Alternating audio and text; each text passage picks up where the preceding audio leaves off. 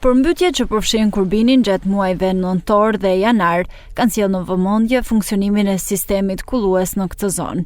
Specialisti i bujqësisë dhe kullimit Gjergj Çuli thotë se hidrovori i Adriatikut ka funksionuar normalisht, por nuk arrin të evadojë ujërat kur ka rreshje me intensitet të lartë në një harë kohor shumë të shkurtër.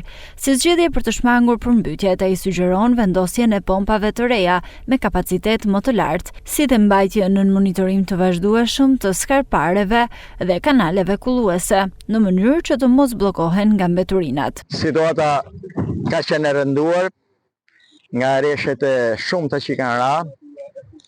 Ky hidrovor mbulon rreth 7.000 hektar tokë, ka ra mbi 200 mm rreshje, që mund ta konsideroj fatkeqësi natyrore. Dhe këto rreshje afërsisht janë në këtë sipërfaqe që mbulon hidrovori rreth mbi 14 milion metër kub ujë. Hidrovori me kapacitet plot përballon rreth 2.5 milion metër kub ujë në 24 orë.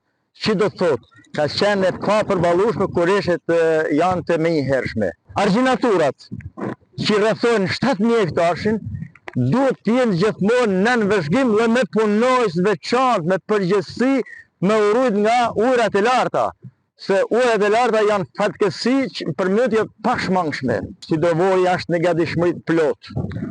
Ka mbeturinat janë problem i vazhdueshëm, jo i sotshëm, po i vazhdueshëm dhe për këta, për mua duhet të bëj studim shumë i kujdesshëm, duhet provë punëtor, dikur kanë provë me brigada punonjësish për zhbllokimin e zgarave. Janë mundësit me zëvendësue pompat e vitit 61, me kapacitet 4 pompa me kapacitet së bashku 10 m3 sekund, me vendos 2 pompa 10 m3 me 20 m3 që do më thanë përfundimisht e mbyll problemin e përmbytjeve sado që të bjen rreshtet. Bashkia e Kurbinit ishte një ndër zonat më të prekura nga moti keq në fillim të janarit, ku vërshimi i ujërave përmbyti rreth 2500 hektar tokë bujqësore dhe afro 250 banesa, duke shkaktuar dëme të shumta kryesisht në njësitë administrative, Mamurras dhe Fushkuqe.